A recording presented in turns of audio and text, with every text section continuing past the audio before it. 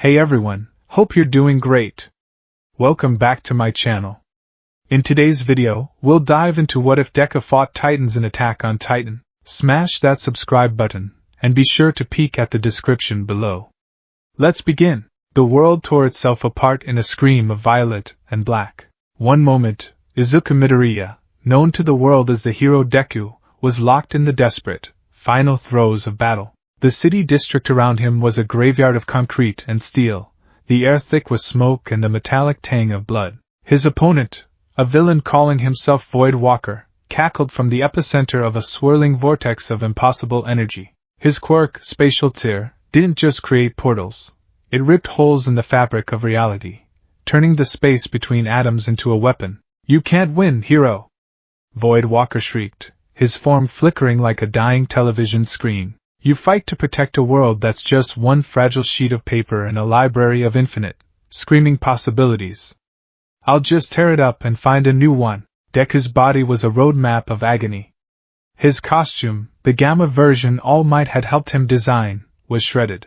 Deep gashes wept blood down his arms, and his right leg throbbed with a fracture he'd been ignoring for the last 10 minutes. He was running on fumes, the vestiges of One for All, a chorus of urgent whispers in the back of his mind. He could feel their power, their will, coiled in his muscles, a final, desperate gambit. "He's unstable," Deku's mind raced, his analytical instincts cutting through the pain. "His quirk is tearing him apart as much as it's tearing up the city. One more solid hit. It has to be decisive." Danger sense flared, not as a sharp spike, but as a throbbing, all-encompassing pressure. The air grew heavy, charged with an ozone-like scent. Void Walker was gathering energy for a final, catastrophic attack, a rift so large it would swallow the entire city block. No more holding back. Green lightning, the divine energy of One for All, exploded around him. He pushed past the safe limits of full cowl, feeling his muscles groan in protest. The faces of his friends, of the civilians he'd evacuated, flashed in his mind. He wouldn't let them down. "It's over!" Deku roared, his voice raw. He crouched, the ground cracking beneath his feet, and pushed off. Using a burst of float to adjust his trajectory mid-air, he became a verdant meteor aimed at the heart of the storm. Detroit. Smash! He poured every ounce of power, every scrap of will from the 8 souls entwined with his own, into his fist. 100%. The blow All Might had used to change the weather, the power that symbolized peace and victory. But it wasn't striking a person. It was striking a wound in the universe. The moment his fist connected with the swirling purple vortex, reality broke. There was no satisfying explosion, no shockwave that sent the villain flying. Instead, there was a sound that was not a sound, a discordant shriek that vibrated in his very bones. The green lightning of OFA didn't overpower the violet energy of Spatial Tear.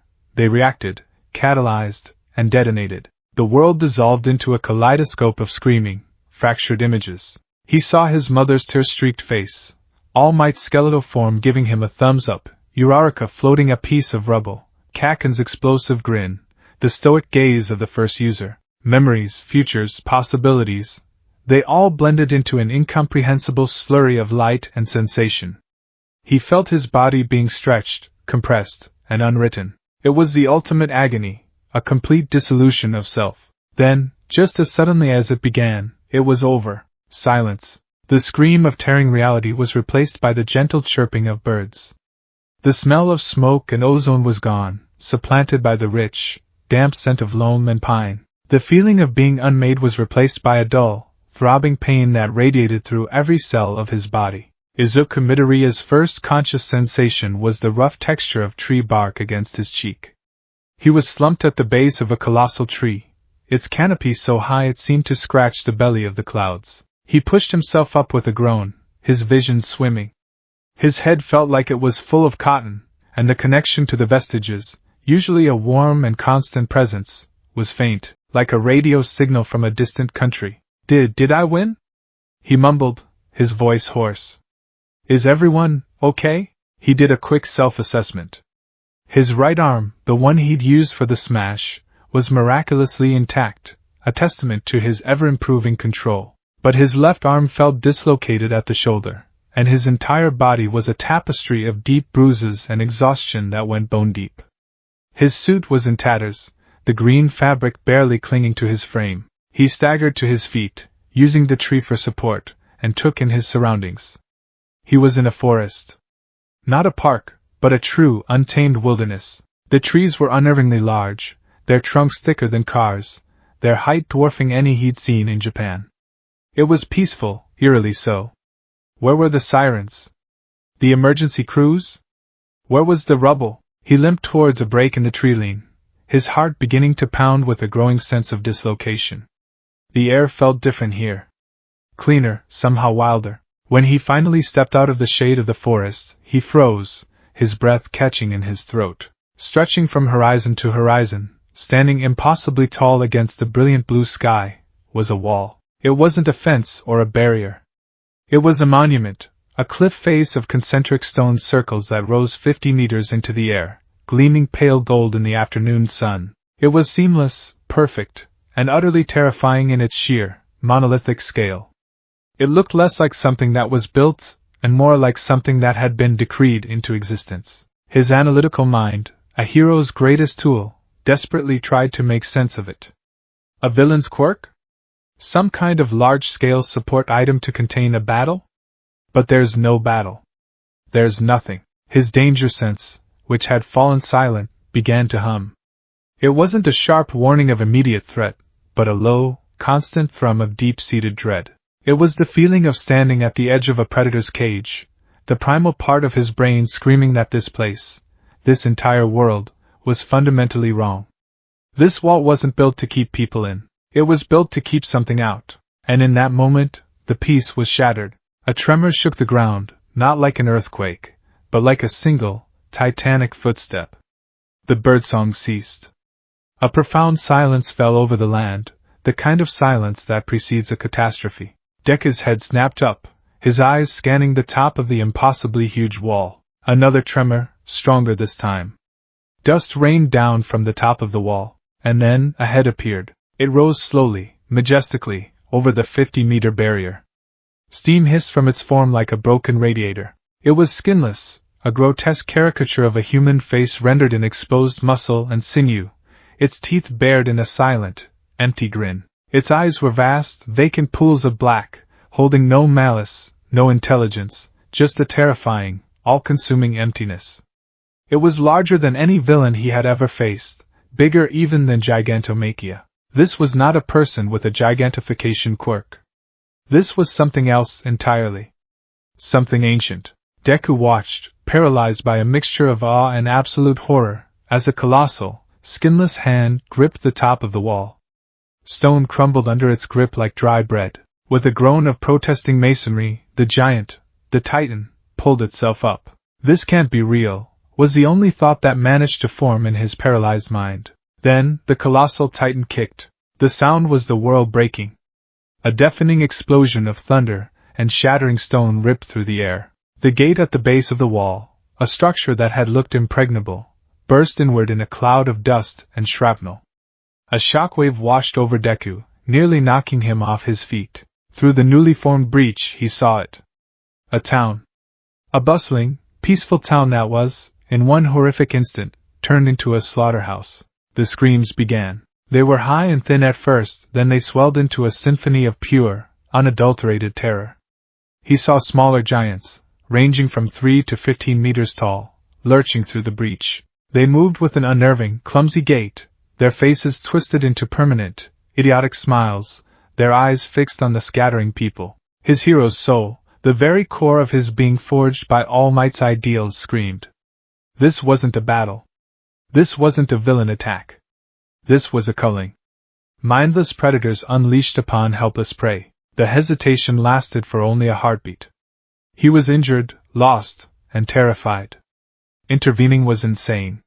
He didn't know the rules of this world, the nature of these things. But then he saw a titan, a lanky 10-meter one with stringy hair and a vacant smile, reach down and pluck a screaming man from the street, lifting him towards its gaping mouth. There was no choice. There never was. Save them, the voices of the vestiges seemed to whisper in unison, a single, unified command. You have to save them. The green lightning of One for All erupted around him, a stark beacon of life in a world suddenly filled with death. Full cowl. 8%. He grit out, the familiar power surging through his exhausted limbs. It was a risk. He didn't know how his stamina would hold up, but he couldn't stand by and do nothing. The ground beneath his feet spiderwebbed as he launched himself forward. To the terrified citizens of Shiganshina, he was a green comet, a blur of motion that defied all logic. He rocketed past the outer gate, the wind whipping at his torn costume, his eyes scanning the chaos with frantic, analytical precision. Too many of them. No central command. They're just eating. Objectives: 1. Draw attention. 2. Find weaknesses. 3. Save as many as possible. He saw his first target. An aberrant, moving on all fours, scuttling like a monstrous spider towards a small group of garrison soldiers who were fumbling with their strange, gas-powered gear. They were too slow, their faces pale with terror. Deku didn't hesitate. He changed his trajectory, landing on the cobblestone street with a ground-shaking thud. Without breaking stride, he ran straight at the creature. He had no blades. His weapon was his body. He leaped, spinning in the air, and delivered a powerful axe kick directly to the Titan's back leg. There was a sickening, wet crunch as the bone snapped. The Titan bellowed, a silent, steaming roar, and collapsed on its side, its momentum sending it skidding into the side of a building. The garrison soldiers stared, their mouths agape. What in the name of the walls was that? One of them stammered.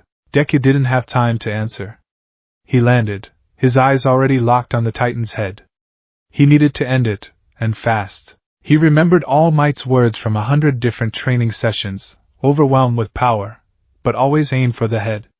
A decisive blow to the command center. He bounded onto the creature's flailing back, his boots finding purchase on its unnaturally hot skin. He ran up its spine, heading for the one place that seemed like a logical weak point, the base of the neck, the nape. He had to conserve his arms. A full power smash would shatter him, and in a world without recovery girl, a broken arm was a death sentence.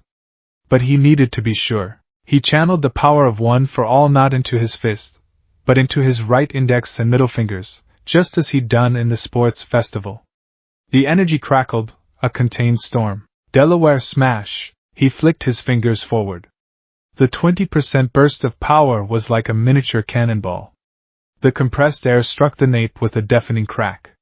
For a terrifying second, nothing happened. Then, the flesh tore open, and a geyser of steam erupted from the wound.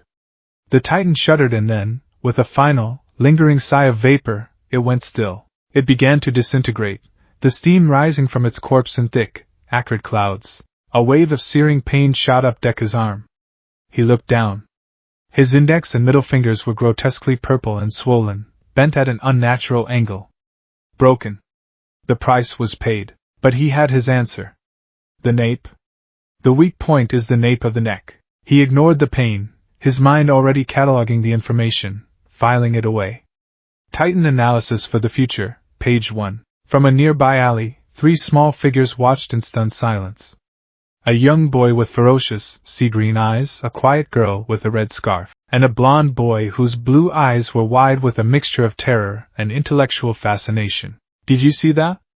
Eren Yeager whispered, his voice trembling not just with fear, but with a shocking, electrifying awe. He flew. He killed it.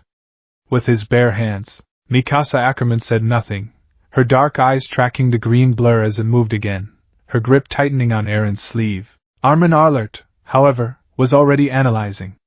He's not using ODM gear. His speed, it's impossible. He's striking their limbs to disable them, then targeting the nape. He's fighting with a strategy. What is he? Deku was a whirlwind of controlled violence. He became a living triage system, his danger sense a dull ache that helped him prioritize. He would dash in, deliver a bone-shattering kick to a Titan's knee or ankle to immobilize it, and then use the environment, running up walls, leaping from rooftops, to get to the nape for a quick, finger-breaking smash. Each kill cost him. First his right fingers, then his left.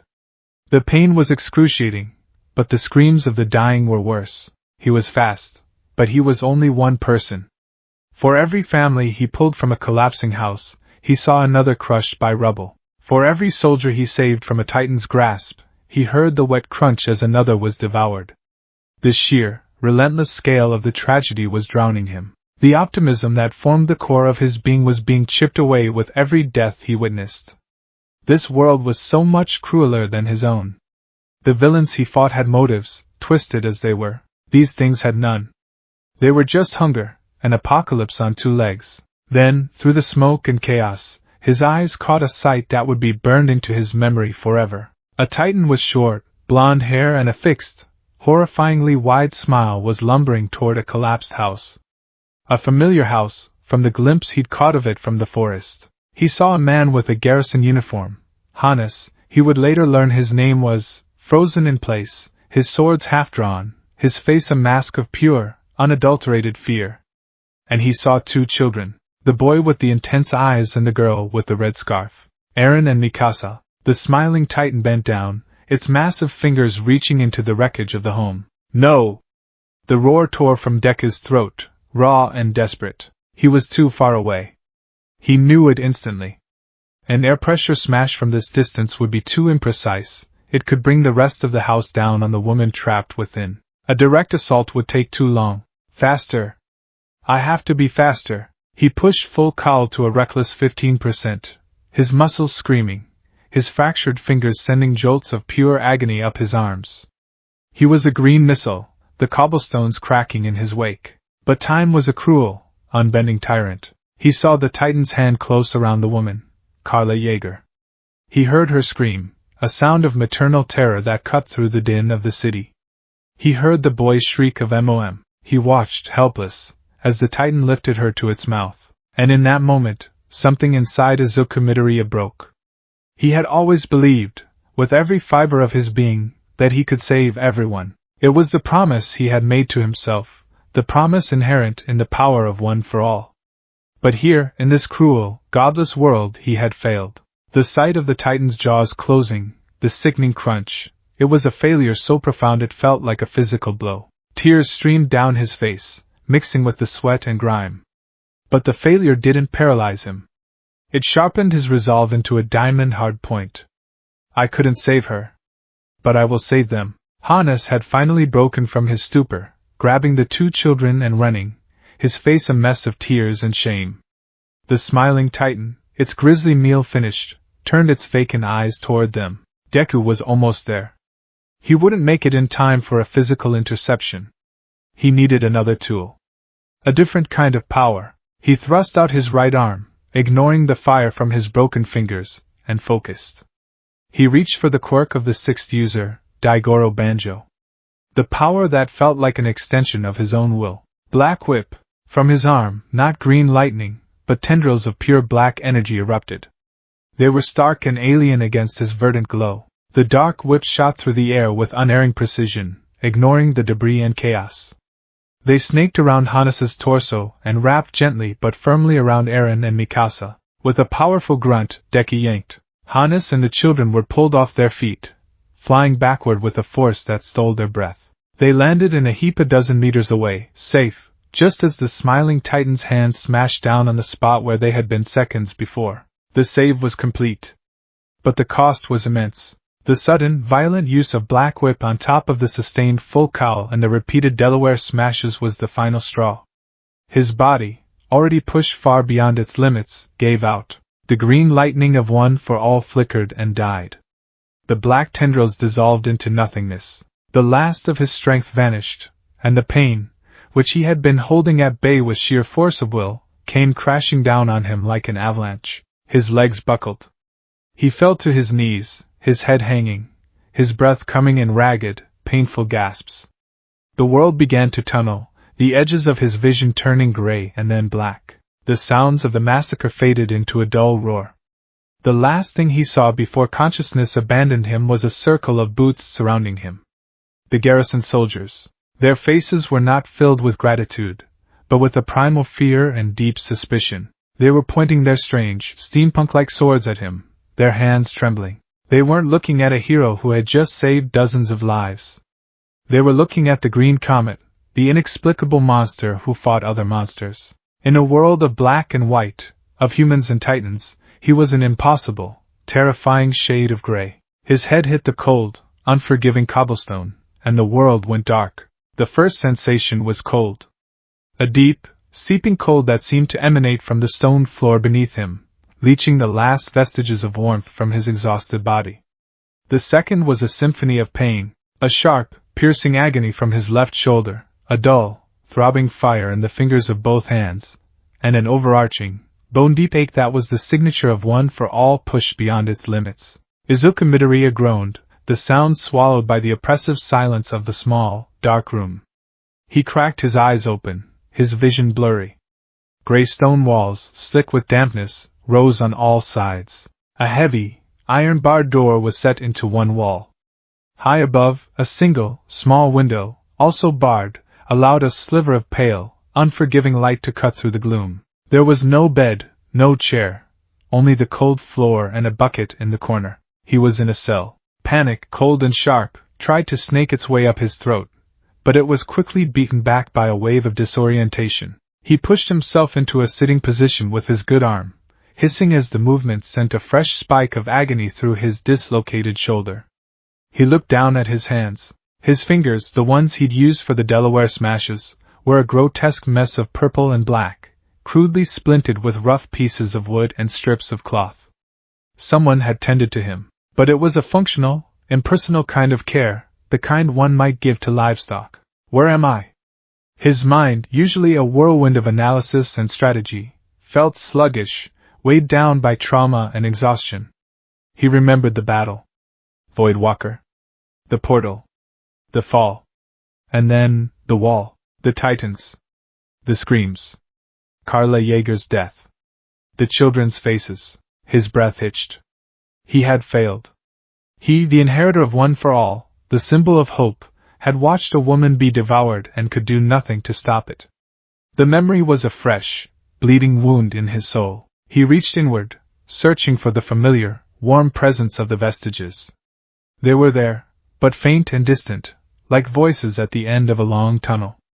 The connection felt frayed, tenuous. First user?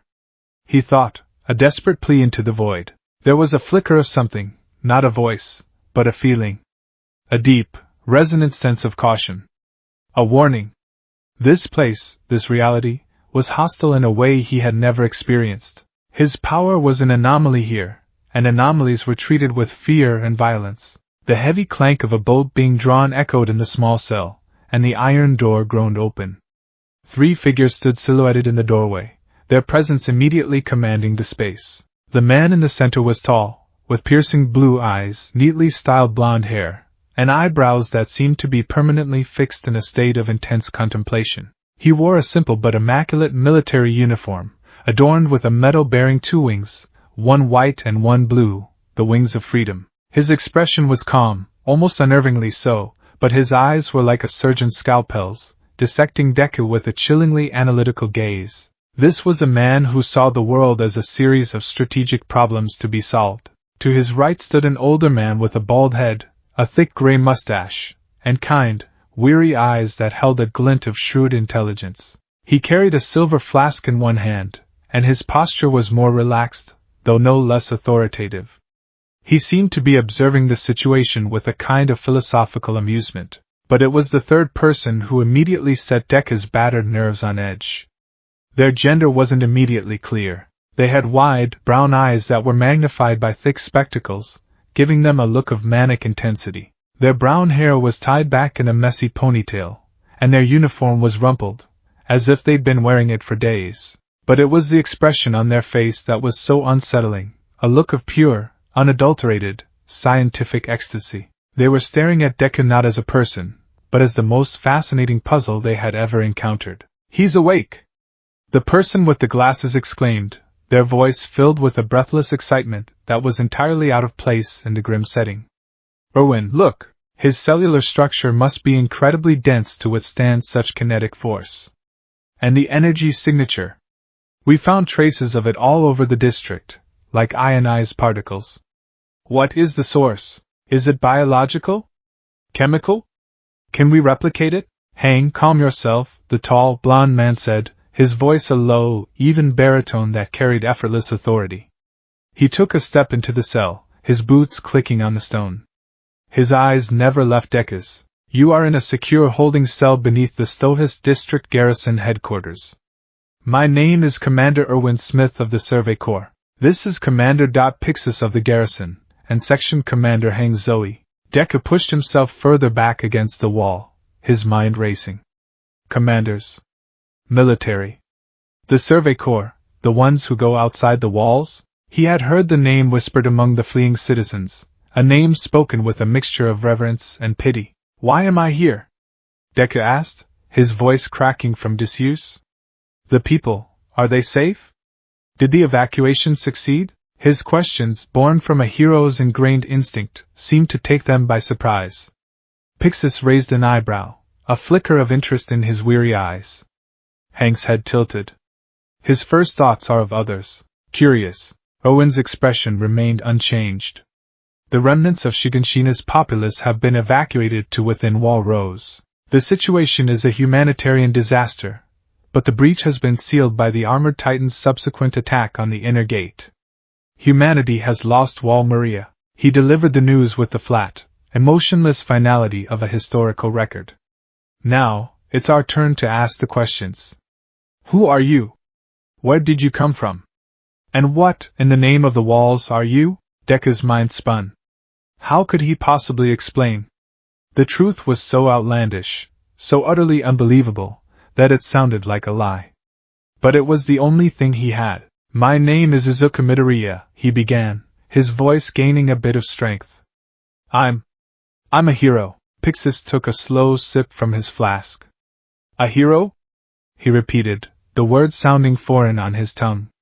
A rather bold claim for a boy in a cage. It's true, Deku insisted, leaning forward despite the pain. Where I come from, most of the population is born with special abilities. We call them quirks. I have a quirk that gives me super strength and speed. I'm a hero in training. I fight villains, people who use their quirks to hurt others. Hang leaned in so close Deku could see his own reflection in their glasses. Quirks? Fascinating. A hereditary biological anomaly resulting in metahuman abilities? What's the genetic mechanism? Is it a recessive trait? A mutation of a specific gene sequence? And what do you mean, most of the population? What's the statistical distribution? Is there a bell curve of power levels? Hang, Owen said again, a note of steel in his voice this time. Hang reluctantly straightened up, muttering about lost data. Owen knelt, bringing himself to Deku's eye level. It was an intimate, yet deeply intimidating gesture. Midoriya. We have no records of you. Your clothes are made of a material we've never seen. You appeared from nowhere during the fall of Shiganshina, killed at least 5 Titans with no equipment, and your bare hands, and then collapsed. The soldiers who found you said you moved like lightning and generated a green energy. He paused, letting the words hang in the cold air. Your story of another world, of quirks and heroes, sounds like the deluded fantasy of a deeply traumatized mind. It's a more palatable explanation than the alternative. What alternative? Deku asked, his throat tight. That you are something like them, Owen said, his voice dropping to a near whisper. A new kind of Titan. One in human form. The accusation hit Deku like a physical blow. To be compared to those mindless, man-eating monsters, it was a violation of everything he stood for. No! He choked out, his eyes wide with horror. I'm human! I swear! My power, it's called One for All. It's a quirk that can be passed down from one person to the next. It stockpiles power. I am the 9th person to hold it. Its purpose is to save people, not to harm them. Pixis sighed, shaking his head slowly. A noble sentiment, son. But words are cheap inside these walls. All we have is what we've seen, a boy with the power of a monster, spouting a story that belongs in a children's book. Desperation clawed at Deku. They didn't believe him. They saw him as a threat, a specimen, a lie. He had to make them understand. He had to show them. There was only one way. I can prove it, he said, his gaze locking with Owen's. I can show you. My power, it's not a monster's. It's mine. But it has a price. It breaks my body if I'm not careful. A Titan wouldn't break, would it? They regenerate. A flicker of something, interest, calculation, danced in Erwin's eyes. He stood up, turning to the others. He claims his power has a backlash. A physical cost. This contradicts what we know of Titan shifters. Hank's eyes lit up again. A demonstration. Yes. We must observe it in a controlled environment. We can measure the energy output, the kinetic force, the physiological impact. The data would be revolutionary. Pixis looked from Hank's manic glee to Erwin's calculating stare. And if he's lying? If he loses control and decides to transform this controlled environment into a crater? Then our soldiers on the rooftops will put him down, Erwin said, his tone leaving no room for argument. It's a risk, I admit, but the potential reward, the possibility of a weapon that can fight Titans on its own terms, is a risk I'm willing to take. He turned back to Deku. Very well, Izuka Midoriya, you will have your demonstration. But understand this, your life depends on what we see. An hour later, Deku stood in the center of a grim, high-walled training yard. The sky above was a flat, indifferent gray. Along the tops of the four walls, dozens of garrison soldiers stood silhouetted, their strange dual sword scabbards glinting in the pale light. Their faces were grim, their weapons ready. He was an animal in a coliseum, and they were the nervous tamers. Erwin, Pixis, and Hang observed from a reinforced stone balcony, a safe distance away. Deku's dislocated shoulder had been crudely popped back into its socket by a grim-faced medic, a process that had left him pale and sweating. The pain was a constant, grinding presence. The subject's heart rate is elevated, as expected, Hang narrated, scribbling furiously in a notebook. Pupils are dilated. He's exhibiting signs of extreme stress and physical duress. Perfect baseline conditions. Just tell me when to give the order, Erwin, Pixis said, his hand resting on the hilt of his sword. Erwin said nothing. His gaze was fixed on the small, green-haired boy in the center of the yard. He saw the boy's trembling, the pain etched on his face. But he also saw a fire in his eyes, a defiant will that refused to be extinguished. Is this desperation? Erwin wondered. Or conviction? Deku took a deep, shuddering breath. He had to control this. Not just the power, but the narrative. He had to show them speed, strength, and most importantly consequence. I'll start with my speed, he called out, his voice echoing slightly in the enclosed space. This is about 5% of my power. It's called full cowl. He closed his eyes, focusing. He pushed the familiar energy of one for all through his body, but kept it dialed low. The green lightning, which had been a raging storm in Shiganshina, now manifested as a gentle, crackling aura, tracing the lines of his muscles. The soldiers on the walls flinched, murmuring in fear and awe. Incredible, Hang breathed. A visible bioelectric field. Deku opened his eyes. He picked a spot on the far side of the courtyard, about 50 meters away. And then he moved. To the soldiers, it was as if he had simply vanished. There was a sharp crack of displaced air, a green blur that was gone as soon as it appeared, and then he was standing perfectly still on the other side of the yard. A trail of dust and scattered pebbles marked his path. A collective gasp went through the onlookers. Men who fought with gas-propelled grappling hooks, who prided themselves on their speed, had just witnessed something that broke every known law of physics. Impossible, a soldier whispered. No human can move that fast. On the balcony, Pixis's hand tightened on his flask. My word, Erwin's eyes widened almost imperceptibly. He had seen the reports, but seeing it firsthand was different. This wasn't just speed. This was instantaneous relocation. The strategic applications flooded his mind. Courier, assassin, scout, rescue unit. Deku's chest heaved. Even at 5%, the strain on his exhausted body was significant. He zipped back to the center of the yard, then to the left wall, then the right. A living pinball of green energy, each movement punctuated by the sharp crack of displaced air. He wanted to cement the image in their minds. He controlled this speed. It was not a mindless burst. He came to a stop in the center again, breathing heavily. Do you believe me now? He panted, looking up at the balcony. Your speed is undeniable, Erwin called back, his voice tight with controlled excitement. But you spoke of strength. And of a price. Deku nodded, his expression turning grim. He looked at the thick stone wall to his left, the same one the soldiers stood upon. That wall. I'm going to punch it. I'll use about 20% of my power. Please, watch my arm closely. This was the real gamble. He knew what was coming. The searing pain, the sickening snap of his own bone.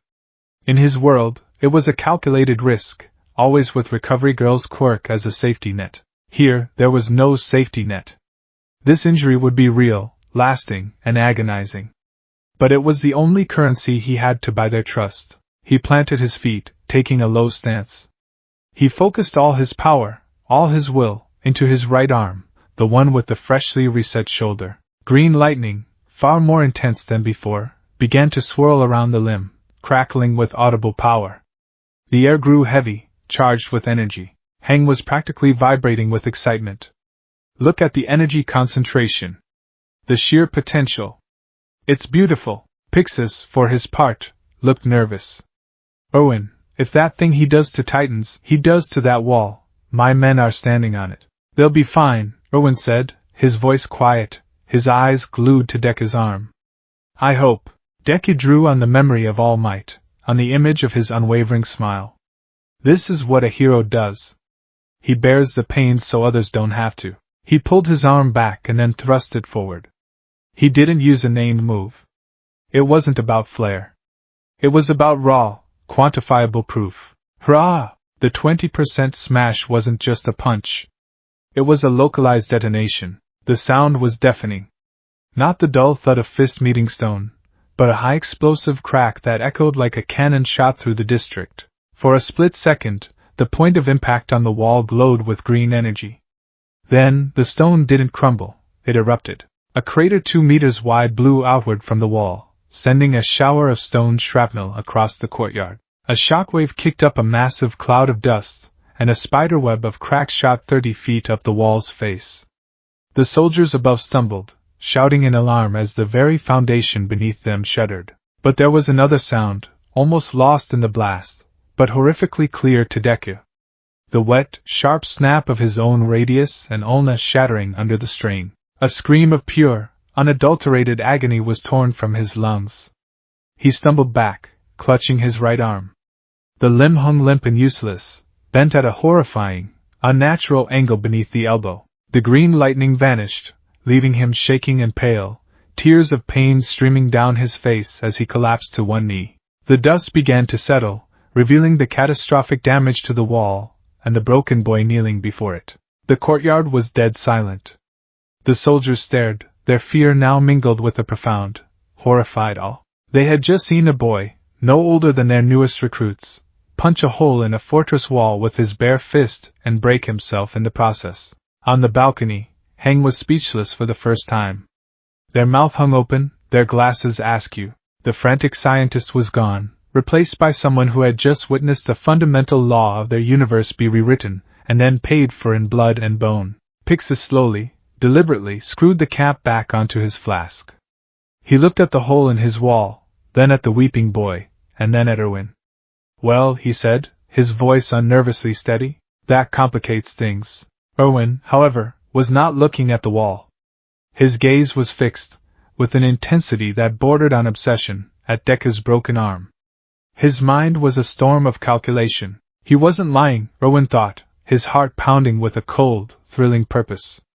The power is immense, world-breaking. But the cost is real. It's a self-limiting weapon. He can't just spam this power without destroying himself. It requires strategy, conservation, a calculation of risk versus reward for every single blow. It's not the mindless power of a Titan. It's the desperate power of a human. He saw it all in a flash. Deku as the tip of the spear on an expedition, clearing a path. Deku as a one-man wrecking crew, taking down an aberrant that had breached the formation. Deku as the ultimate trump card, a human-shaped cannon to be aimed and fired at the most critical moment. A weapon that came with its own built-in consequences, forcing its wielder to be as strategic as he was powerful. Erwin Smith had just found the key. The key that might, just might, turn the tide in humanity's hopeless war. He straightened up, his decision made. He strode to the edge of the balcony, his voice ringing out across the silent courtyard. Medics! See to his arm. Take him to the infirmary. Do not restrain him. He turned and began walking away.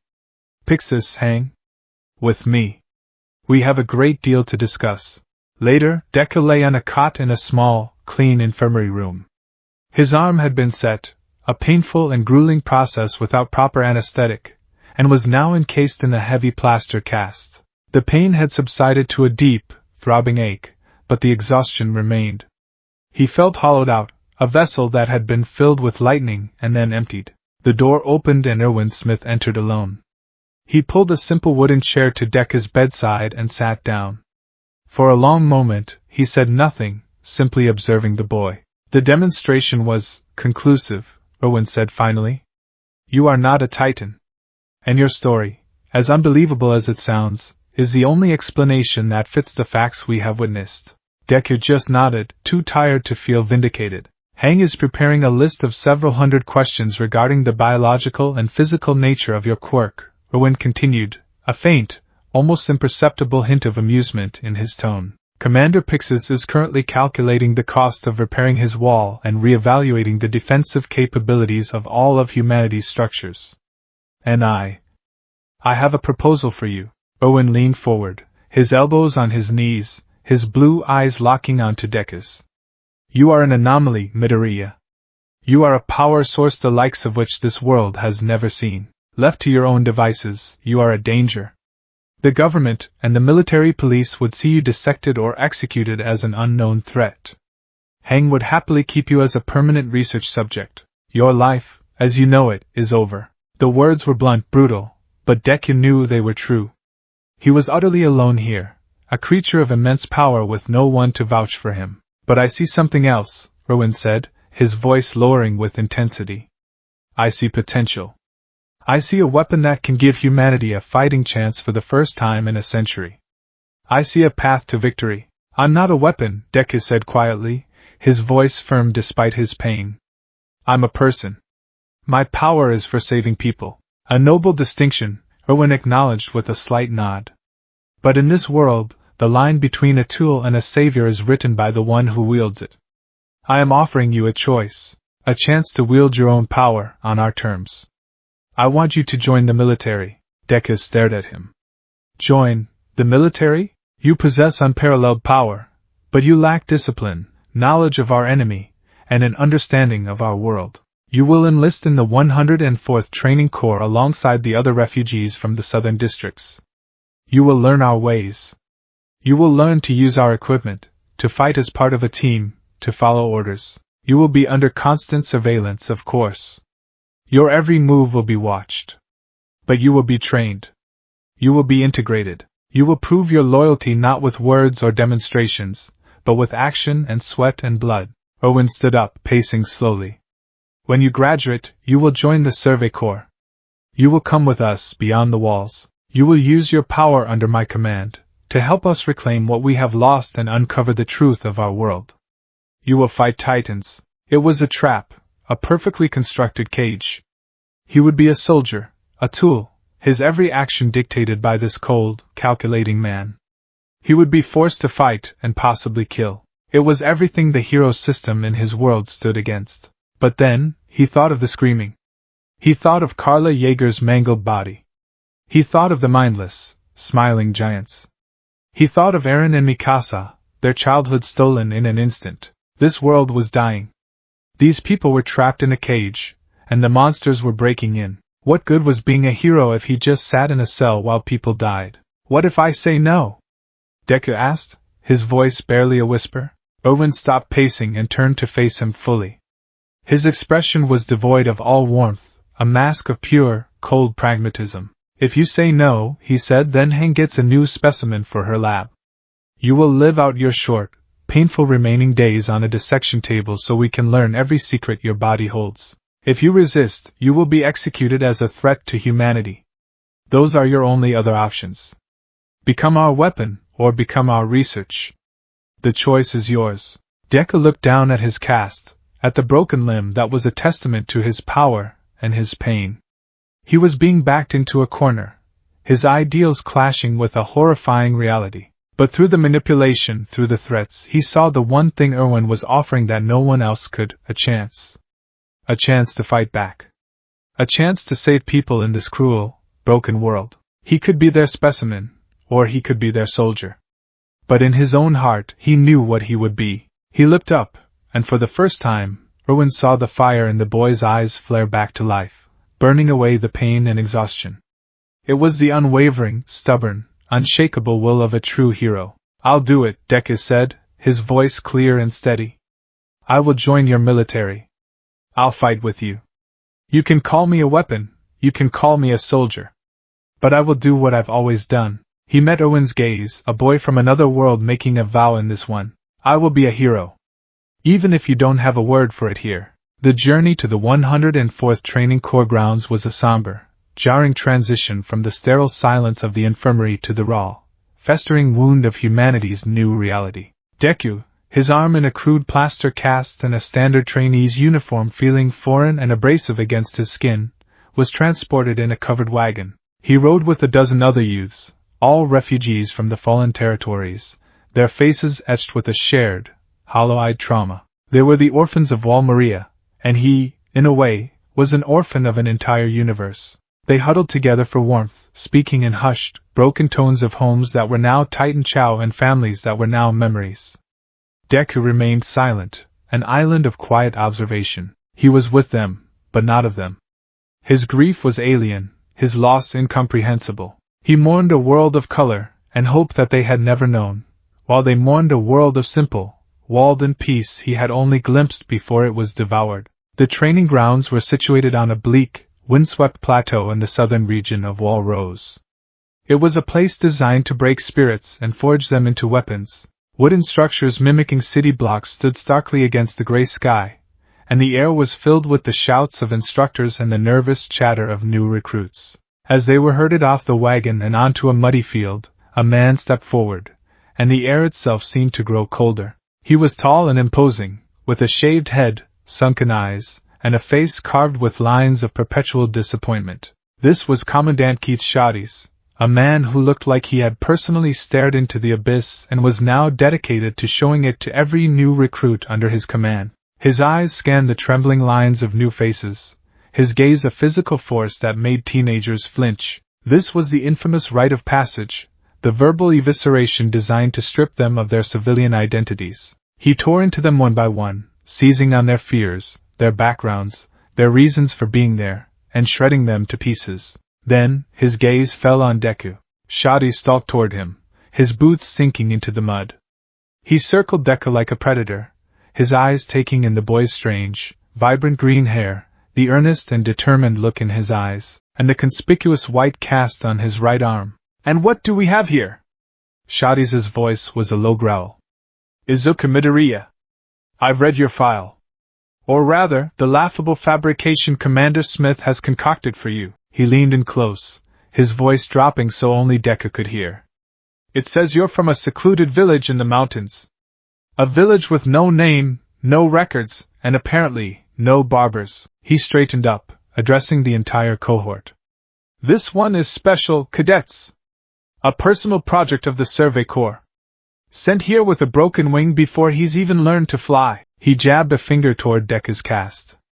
"Tell me, Midoriya, what good is a soldier who enters his first day of training already broken? Do you think the Titans will give you time to heal? Do you think they care about your tragic, mysterious past?" Deku stood ramrod straight, his heart pounding. He remembered Irwin's warning, "You will be watched. You will prove your loyalty with sweat and blood." This was the first test. "No, sir!" Deku's voice was clear, ringing across the field.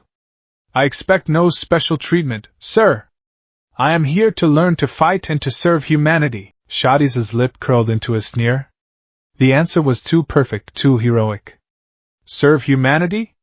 You sound like a character from one of the storybooks they read to children to make them forget the monsters outside." "This isn't a story, boy. This is the slaughterhouse. Your noble intentions are meaningless here. All that matters is whether you can kill Titans, or if you will be just another name on a list of the dead. I suspect the latter. He moved on, leaving Deku standing there, the eyes of every other cadet now fixed on him. He was marked. The commander's pet. The broken recruit. The outsider. The next 2 years would be the most grueling, humbling, and transformative period of his life. The struggle began with the omnidirectional mobility gear. The ODM gear was the symbol of the Survey Corps, the tool that allowed humans to dance through the air and meet the Titans on their own terms. To Deku, it was an instrument of pure, unadulterated torture. The first part of the training was the aptitude test, being hoisted by wires and maintaining balance. It was a test of core strength and equilibrium. For someone like Deku, whose body was a vessel for the immense, coiled power of One for All, it was a nightmare. He was strapped in. The instructor released the crank, and he was lifted off the ground. Immediately, his body, trained for explosive bursts of movement, tried to find its footing on nothing. His legs tensed, a subconscious flicker of full cowl, less than 1%, rippling through his muscles. The minute burst of power, imperceptible to anyone else, sent him lurching violently to the side. He flailed, overcorrecting. Another micro-burst of power. He spun in the other direction. The other cadets were struggling, but they were swaying. He was convulsing. He looked like a fish on a line, jerking and spasming wildly. Laughter rippled through the onlookers. "What's the matter, Midoriya?" Gene Kirstein, a cocky, two-tone-haired boy, called out from his own stable position. "Got 2 left feet?" Deku gritted his teeth, sweat pouring down his face. "Control it. Just relax. Let the gear hold you."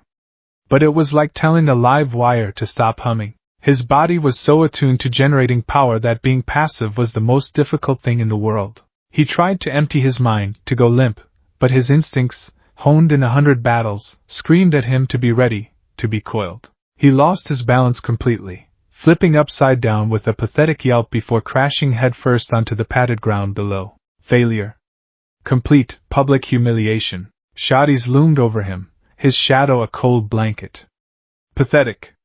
Utterly pathetic. Your file mentions exceptional physical prowess. I see no evidence of it. All I see is a boy who can't even stand up straight. Get out of my sight. The failure gnawed at him. In his world, he had been the underdog who, through sheer grit and analysis, overcame every obstacle. He had learned to control One for All, mastered shoot style, and unlocked multiple quirks. Here, he was failing the most basic requirement. The irony was a bitter pill. He, who could leap buildings in a single bound, was grounded by 2 simple wires. The next stage of ODM training was even worse. Actually using the gear in motion. They started in the forest, firing the grappling hooks into the massive trees and using the gas mechanism to propel themselves. For Deku, it was a symphony of disaster. His first attempt, he fired the anchors. They sank deep into the thick bark of a tree. He squeezed the trigger for the gas propulsion. As the mechanism engaged, his battle instincts kicked in. He subconsciously used a 1% burst of full cowl to brace for the G-force. Crack! The sound was like a gunshot. The twin anchors, instead of holding fast, were ripped violently from the tree trunk, spraying splinters and bark everywhere. The sudden release of tension sent the wires whipping back, and Deku, propelled by both the gas and his own power, was launched not forward, but backward, tumbling end over end into a thicket of bushes. He tried again. This time, he focused on suppressing his power completely. He fired the anchors, engaged the gas, and kept his body limp. It worked for a second. He was pulled forward, swinging in a wide arc. But as he prepared to fire his other anchor for the next swing, a lifetime of training took over. To change direction, you push off. He flexed his leg for a minute adjustment. Snap! The ultra-hardened steel wire, designed to carry the weight of a soldier in equipment, couldn't handle the instantaneous, explosive torque of even a fractional percentage of One for All. The cable snapped with a sharp metallic ping, and he plummeted 20 feet, saved from serious injury only by a desperate, last-second use of float to soften his landing, a move he quickly concealed as a lucky, sprawling roll. He became the training corps' running joke. The unflyable cadet. The ground-bound freak with the strength of an ox and the grace of a stunned cow. Shotties rode him relentlessly, assigning him extra chores, punishing him for every failed attempt. Your power is a crutch, Midoriya! Shotties bellowed after one particularly disastrous exercise where Deku had accidentally pulled an entire branch off a tree. You rely on it so much you've forgotten how to be a normal human. Out here, normal humans are the ones who survive, because they learn to use their wits and their tools. You have a hammer, so everything looks like a nail. But you can't build a house with only a hammer. The commandant's words, though cruel, struck a chord deep within Deku. He was right. He was trying to force his power to work with their technology, when the two were fundamentally incompatible. He retreated into himself, spending his evenings not in the mess hall with the other cadets, but in the library, poring over shoddy diagrams of the ODM gear and his own notebooks, which were rapidly filling with analysis of this new world. His notebook, titled Titan Analysis for the Future, Volume 1, now had a new, sprawling section, ODM Gear OFA Power System Integration Failure Analysis. He sketched diagrams, calculated force vectors, and wrote page after page of frustrated notes. It was during one of these late-night sessions that he found his first true ally. It's the point of origin, isn't it? Deku jumped, startled. Armin Arlert stood by his table, his wide blue eyes filled not with pity, but with an intense, intellectual curiosity. He pointed a slender finger at one of Deku's diagrams. The ODM gear works by pulling you from an external anchor point. Armin explained, his voice quiet but confident. All the force is external, pulling you forward, but your power, it comes from inside you, right? An internal propulsion system. You're trying to use two different engines at once. They're fighting each other. Deku stared at Armin, stunned. In all his complex analysis, he missed the simple, elegant truth. Armin had seen it in minutes. Yes, Deku breathed, a wave of excitement cutting through his frustration. That's it exactly. When the gear pulls, my body instinctively wants to push to stabilize, and the opposing forces create a sheer stress that the equipment can't handle. So don't fight it, Armin said, pulling up a chair. Don't try to integrate them. What if you use them for separate purposes? Thus began the most important partnership of Deku's time in the 104th. Every night, after the other cadets were asleep, they would meet. Armin, with his brilliant, unparalleled strategic mind, and Deku, with his analytical hero's brain and first-hand knowledge of an impossible power.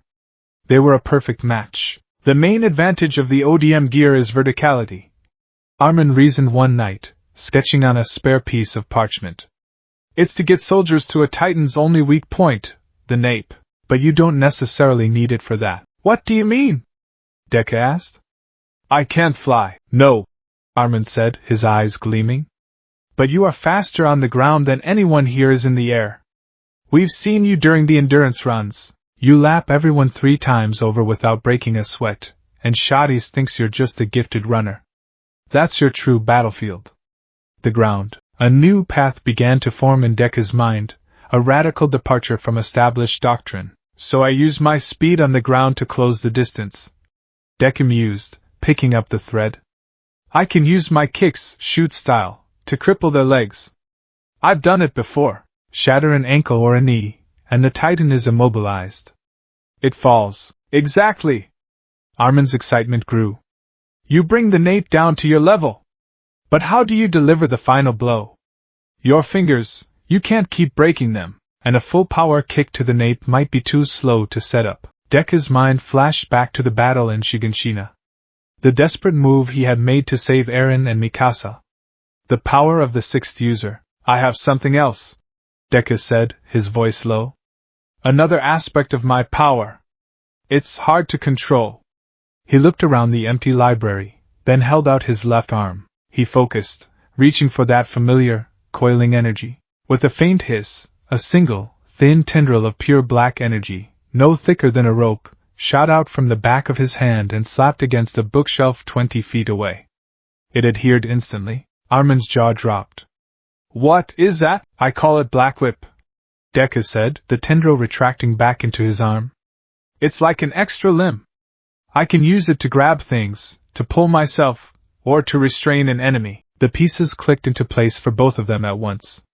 A revolutionary new combat style, tailor-made for Deku's unique abilities. Ground-based anti-Titan combat. Step 1. Use low percentage full cowl for unparalleled ground speed to approach and evade. Step 2. Use powerful, targeted kicks from his shoot style to disable the Titan's legs, bringing it to the ground. Step 3. Use Black Whip to restrain the Titan's arms or head, preventing it from defending its nape. Step 4. Use the environment, running up the falling Titan's back, leaping from a nearby tree or building, to get into position. Step 5. Deliver a final, decisive blow to the nape with a reinforced kick or a low-power, concentrated smash. It was unorthodox. It was dangerous. It required immense stamina and precision. But it was his. He began to train in secret. During designated free time, he would go to the forest, not to practice with the ODM gear, but to push the limits of full cowl, to practice running up the massive tree trunks, to master the fine control of Black Whip, snagging branches and swinging in short, controlled bursts. His relationship with the other cadets began to shift. They still saw him as the friendly, mumbling weirdo who couldn't use the gear, but they also saw him as an unparalleled physical specimen. He became the person everyone wanted on their team for hand-to-hand combat training. His sparring sessions with Eren Yeager were a study in contrasts. Eren was a roaring inferno of pure, unfiltered rage. He fought with sloppy, powerful haymakers, his face contorted in a permanent scowl, every move screaming his hatred for the Titans. "You're too slow, Eren," Deku would say calmly, easily sidestepping a wild punch and using a simple leg sweep to send him to the mat. "You telegraph every move. Your anger is making you predictable. Shut up!" Eren would roar, scrambling to his feet. "If I had your strength, I wouldn't be dancing around. I'd just crush everything in my path. I'd kill every last Titan, and you'd be dead in 5 minutes." Deku countered, his expression serious. He saw so much of his own early, reckless self in Eren. So much of Kaka's explosive temper. Anger can be a fuel, Eren. It can give you the will to stand up when you want to fall. But if you let it control you, if you let it do the thinking for you, it becomes a cage. You have to control it. Wield it. Don't let it wield you. Eren never seemed to listen, but Deku kept trying, seeing it as his heroic duty. He saw the potential in Eren's unbreakable will, and it terrified him to think of it being wasted. Mikasa would often watch their spars from the sidelines, her expression unreadable, though Deku occasionally caught a flicker of gratitude in her eyes when he managed to get through to Eren, even for a moment. Then came the day of the final field evaluation. Cadets were to navigate a course through the forest, using their ODM gear to kill a dozen wooden Titan mock-ups, each with a designated weak spot on the nape. It was Deku's last chance to prove he wasn't a failure. As the other cadets zipped into the trees, a ballet of cables and gas, Deku took a deep breath. He stood at the starting line, the ODM gear strapped to his waist feeling less like a tool and more like dead weight. "Well, Midoriya?" Shadi sneered from the observation tower. "Are you going to stand there all day, or are you going to show us another spectacular failure?" Deku didn't respond. He crouched low to the ground. Green lightning, now a familiar sight to the instructors, began to crackle around him. "Full cowl, 8%, he exploded from the starting line. He didn't fly. He ran. He was a green blur, a ground-level comet that weaved through the massive tree trunks faster than the eye could follow. He reached the first wooden Titan in seconds, long before the fastest aerial cadets. Without slowing, he ran straight up the Mock Titan's leg, his boots finding purchase on the rough wood. He leaped from its shoulder, twisted in midair, and delivered a spinning axe kick to the red-painted weak spot on its nape. A cloud of red chalk dust exploded, signaling a successful kill. He landed, and was already a blur heading to the next target. From the tower, Shadi's jaw was clenched. The other instructors were murmuring in disbelief. "What is he doing?" one asked. He's not using the gear," another stammered. The second target was taller, out of reach from a simple jump. Deku didn't break stride. As he approached, a tendril of Black Whip shot from his arm and wrapped around a high branch. He used it not to pull himself up, but as a pivot point. He swung in a low, terrifyingly fast arc, his feet skimming the ground, and slammed feet first into the Titan's nape, again resulting in a puff of red smoke. He moved through the course like a force of nature. He crippled mock titans with powerful kicks, ran up their backs, used Black Whip to swing and reposition, and occasionally used a short, controlled burst of float for a little extra height. He even used the ODM gear, but not as intended. He'd fire an anchor into a titan's face to disorient it, or use the wires as trip lines. He was turning the military's most sacred tool into a secondary accessory. He cleared the entire course in less than half the time of the next fastest cadet, Mikasa Ackerman. He stood at the finish line, panting heavily, his body steaming slightly in the cool air, surrounded by the silent, red-dusted effigies of his kills. The entire 104th Training Corps was silent. The cadets stared from their perches in the trees, their mouths agape. They had mocked him for 3 years as the clumsy failure. They had just witnessed the birth of something entirely new, something terrifying and awe-inspiring. Jean's mouth hung open. Reiner and Bertolt exchanged a look of deep, profound unease. Annie Leonhardt, who had been effortlessly dispatching her own targets, paused on a branch, her cold expression for once betraying a sliver of shock. Deku's danger sense, which had been a constant, low-level hum for 3 years, gave a slight, sharp ping as he felt their eyes on him. The feeling he got around the stoic trio, the warrior from the mountains, the quiet tall one, and the solitary girl, it was different. It wasn't overt hostility, but a strange sense of professional assessment, like a predator sizing up another, unfamiliar predator. He'd felt it most keenly during hand-to-hand training with Annie. Her technique was flawless, brutal, and utterly devoid of wasted motion. It felt less like a cadet's training and more like a hardened soldier's muscle memory. He had filed the information away, another puzzle piece in this strange, dangerous world. That evening, Shadis called Deku to his office. The commandant sat behind his desk, the room lit by a single oil lamp. He was silent for a long time, simply staring at Deku. "Everything you did today," Shadis said finally, his voice raspy, "goes against a century of military doctrine. It is reckless, unpredictable, and entirely dependent on a power no one else possesses. It is the definition of unorthodox." Deku braced himself for the reprimand. "However," Shadis continued, leaning forward, "you eliminated 12 targets in record time without sustaining a single simulated injury. Your efficiency rating is, theoretically, higher than any cadet in the history of this institution." He sighed, a long, weary sound, like grinding stones. "Erwin Smith is either a genius or a madman for sending you here. I still haven't decided which." He stood and walked to the window, looking out at the grounds where the graduates of the 104th were celebrating their last night. "You have passed, Midoriya. You will rank among the top 10, though your official record will be heavily redacted. You have earned your place." He turned back, his eyes holding a new, grudging respect. "Your methods are not our methods. But I cannot deny your results.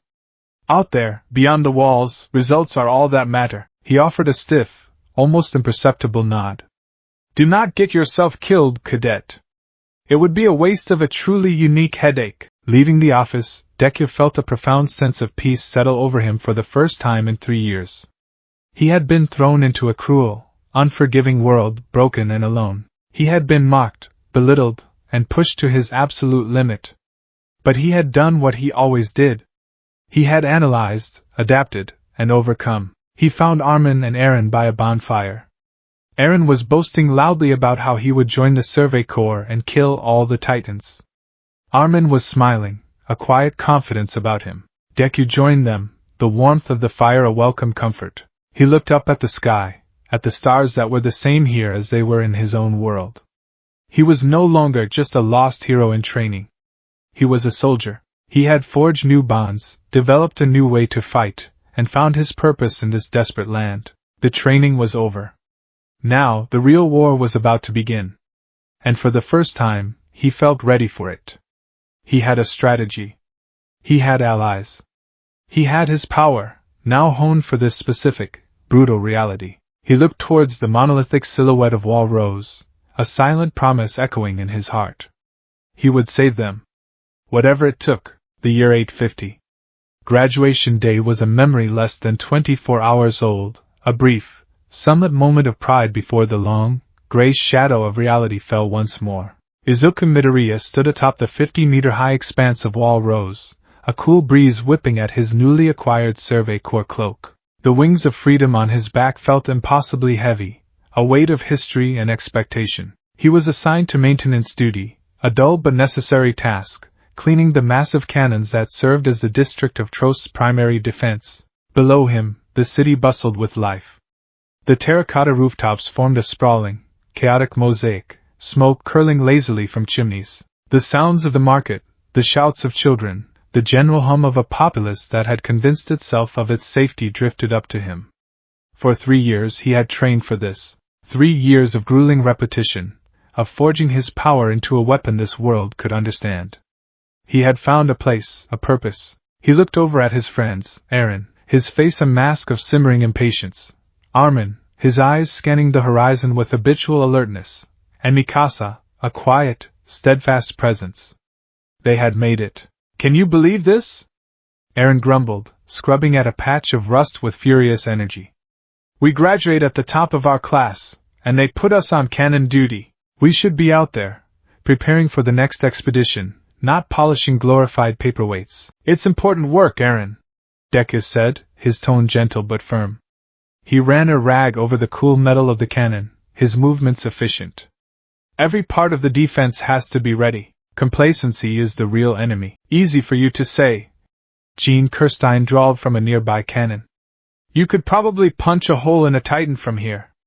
The rest of us have to rely on this old junk." A nervous laugh rippled through the other cadets. Deku's performance during the final evaluation had become the stuff of legend in the 104th. They had given him a nickname, one whispered with a mixture of awe and fear, the Green Comet. He was their ace in the hole, their walking, talking miracle weapon. It was a mantle that sat uneasily on his shoulders.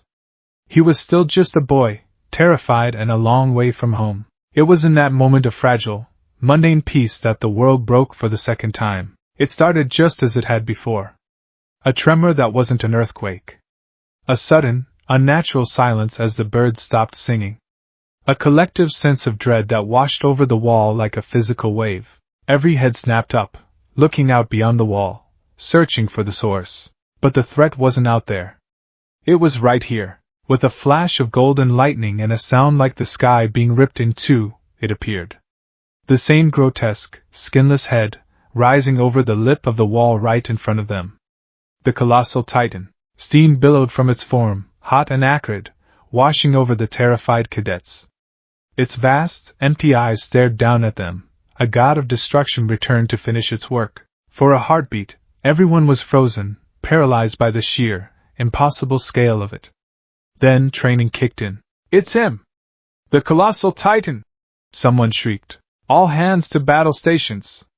Target the nape! Aaron, no!" Deku's head snapped to the side. Aaron, his face contorted into a mask of pure, suicidal rage, was already sprinting. He wasn't running for cover. He was running at the Titan, his ODM gear primed. "I've got you this time!" Aaron roared.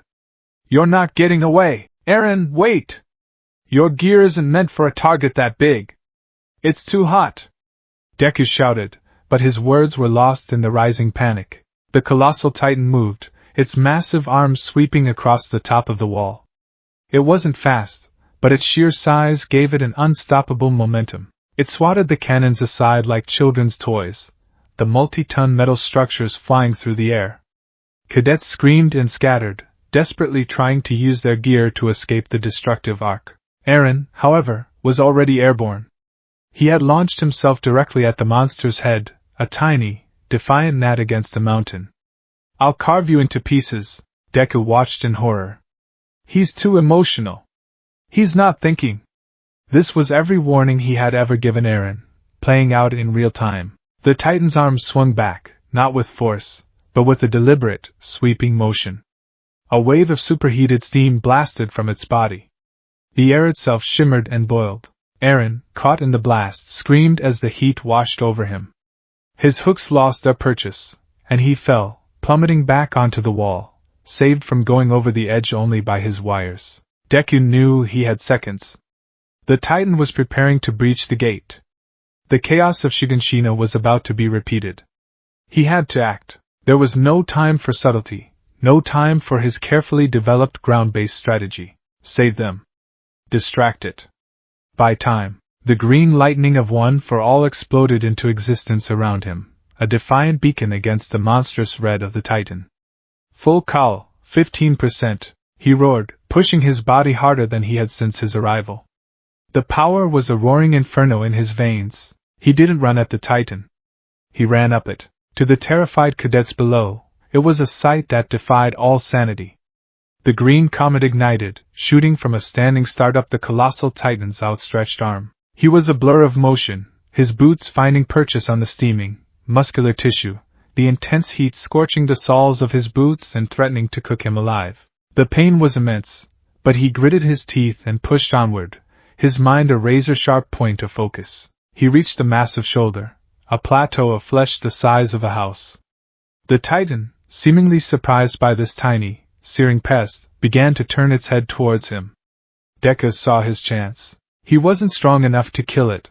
A 100% smash against a creature this large would be like a needle against a battleship, and would shatter every bone in his body. But he could hurt it.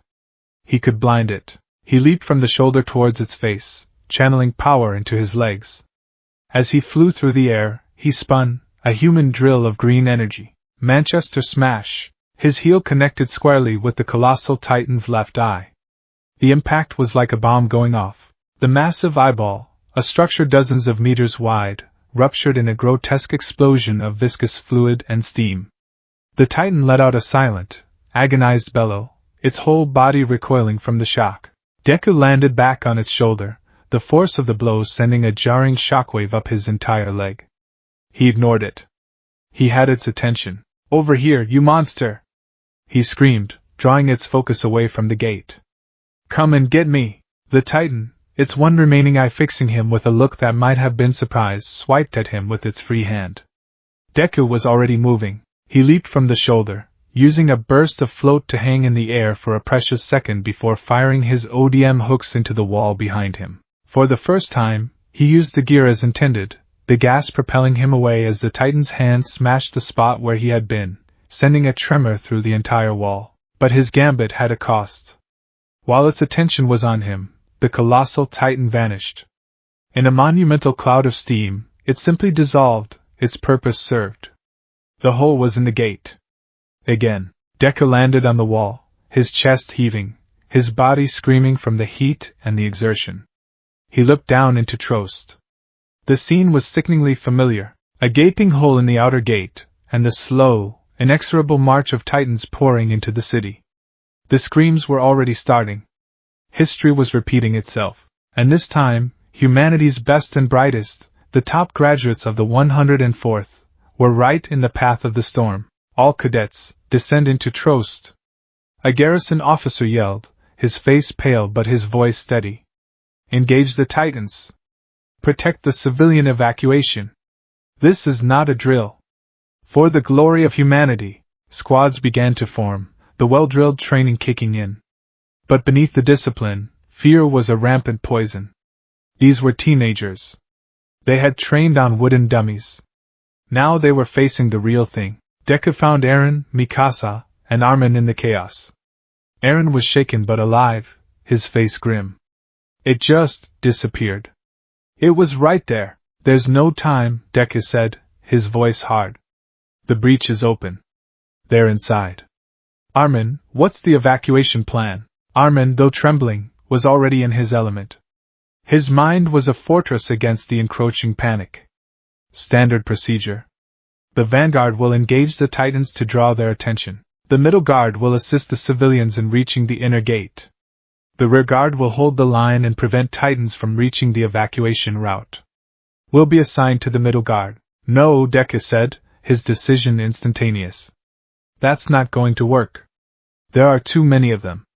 They'll break through the vanguard in minutes. The middle guard will be overrun." He looked at his friends, then at the other terrified cadets. He was the anomaly. He was the weapon. He had to be used as such. "I'll be the vanguard. All of it." "What are you talking about, Deku?" Eren demanded. "You can't fight them all alone." "He's right," Mikasa said, her hand on the trigger of her ODM gear. "We fight together. You don't understand, Deku said, his green eyes burning with an intense, desperate light. You three, with your skills, you're more valuable escorting civilians. Your ODM gear is perfect for navigating the city streets, for getting people out of harm's way. My battlefield is on the ground. I'll be faster, I'll draw more attention. I'll be the distraction that lets you do your job. He turned to Armin. Armin, you're the strategist. Get up high. Be my eyes. Use the signal flares to direct me to the biggest threats, the areas where the line is about to break. Tell me where I'm needed most. It was a radical plan, one that threw all established doctrine out the window. But it was a plan born of his unique nature. He wasn't just another soldier. He was a force of nature, and it was time to unleash a storm. Before they could argue further, he was gone. He didn't use the ODM lift to descend. He just jumped. He plummeted 50 meters, a green streak against the gray stone. Just before he hit the rooftops, a controlled burst of float arrested his fall, and he landed on the tiles with a ground-shaking thud that cracked the terracotta. He was in the city. The slaughter had begun. He saw a 10-meter titan cornering a family against the wall, its stupid, smiling face leaning down. He didn't hesitate. Full cowl, 10%, he became a blur. The green comet was ignited. He crossed 2 city blocks in the time it took the titan to open its mouth. He didn't aim for the nape. He aimed for the legs. His first kick, a powerful roundhouse, connected with the titan's left knee.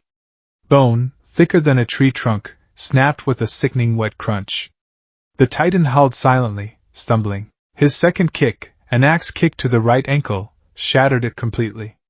The monster collapsed, crashing into the street with a sound like a building demolition. He didn't stop to kill it. His mission wasn't extermination, it was crowd control. He was already moving, a verdant blur zipping through the alleys and across the rooftops. He became a one-man wrecking crew. A titan reaching for a group of fleeing garrison soldiers would suddenly find its legs shattered, collapsing into a helpless, steaming heap. Another, about to bite down on a trapped cadet, would be violently yanked off balance by a black whip of energy that shot from the green blur's arm, sending it crashing into a building. The soldiers and cadets watched in stunned disbelief. They were fighting a desperate, terrifying war of attrition, dancing with death in 3 dimensions. But on the ground, a single soldier was neutralizing titans with an ease that was both inspiring and deeply terrifying. He wasn't killing many, he didn't have time, but he was crippling them, creating a buffer zone of disabled, crawling monsters between the breach and the fleeing civilians. High above, on the rooftop of a clock tower, Armin watched, his mind racing. He had a signal gun clutched in his hand, his initial fear replaced by a cold, adrenaline-fueled focus. He was the conductor of this insane orchestra. Green flare. Sector 4. A 15-meter class is breaking through the vanguard line. He yelled to himself, firing the flare. Miles away, Deku saw the streak of green smoke. He changed direction instantly, his movements precise. He bounded from rooftop to rooftop, the tiles cracking under the force of his leaps. He arrived in Sector 4 to see a massive titan holding a terrified soldier, about to eat him. 2 other cadets were desperately trying to distract it, their movements panicked and sloppy. Hey! Deku roared from a nearby roof.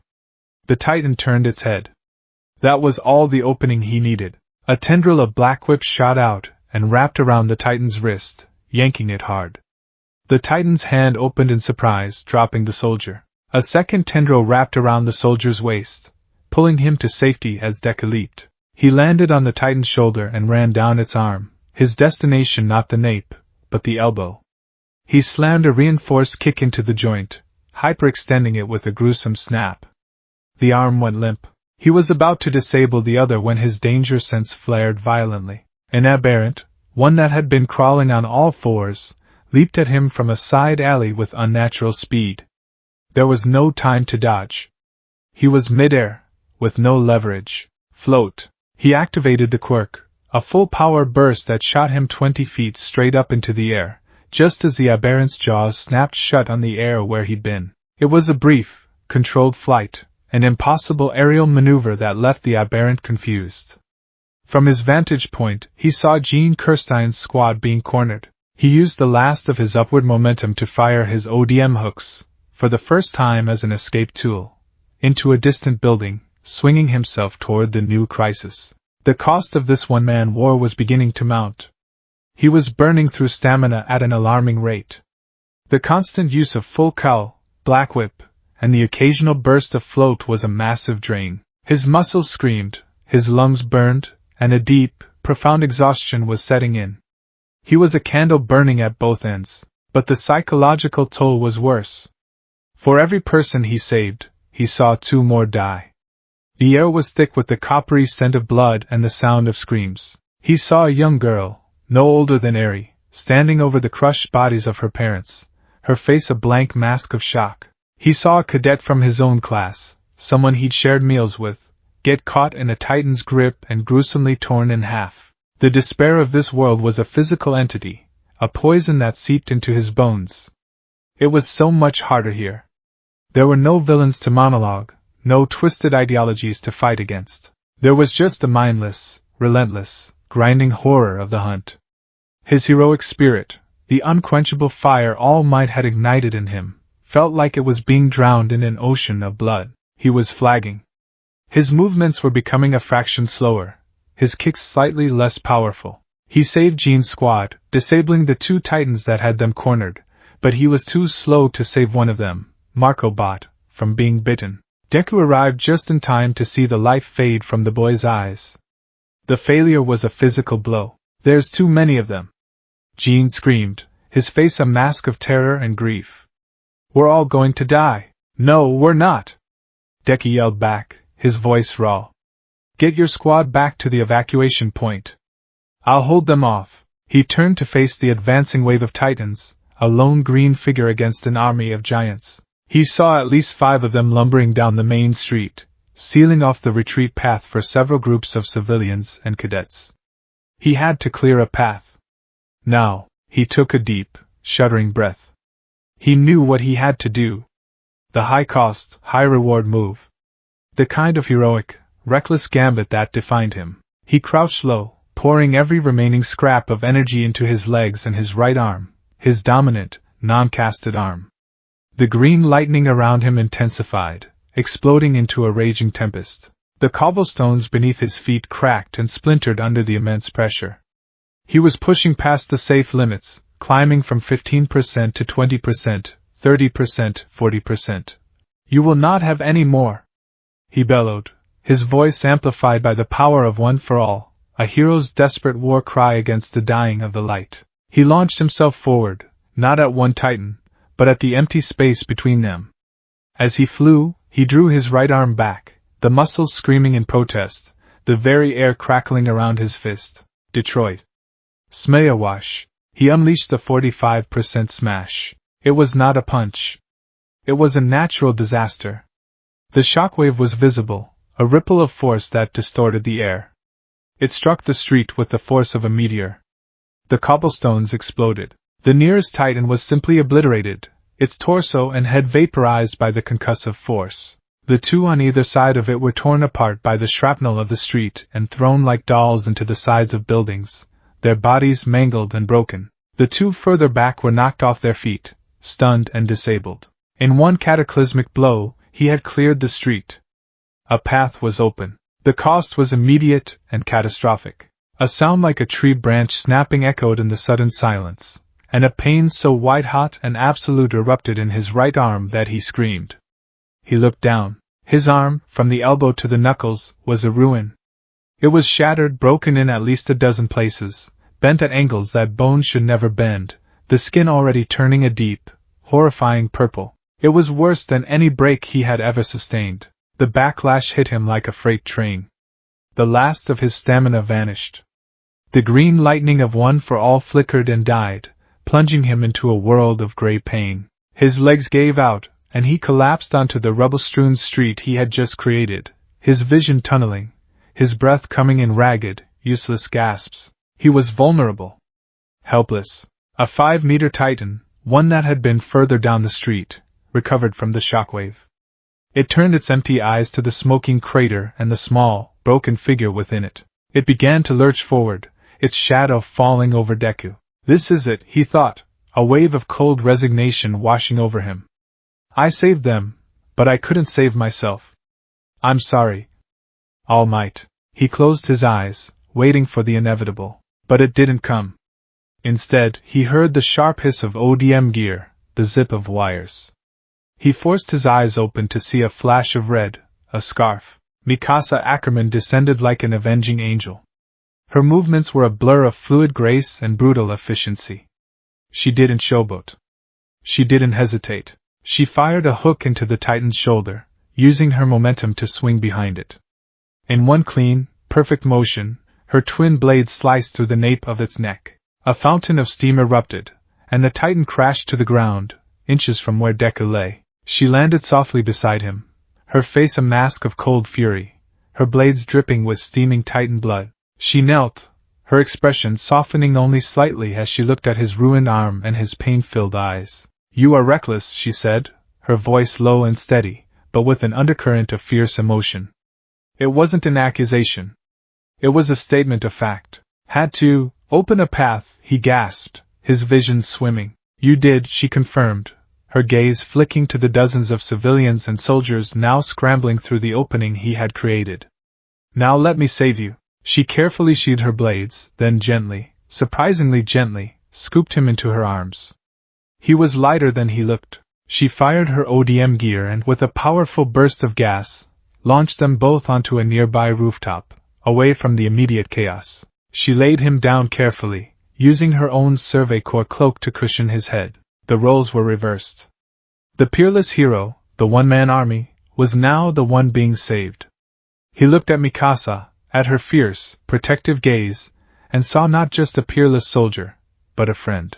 A profound, unspoken respect passed between them in that moment. There were two sides of the same coin. He, the symbol of impossible hope who burned himself out to save everyone. She, the shield of unwavering strength who would cut down the world to protect the ones she loved.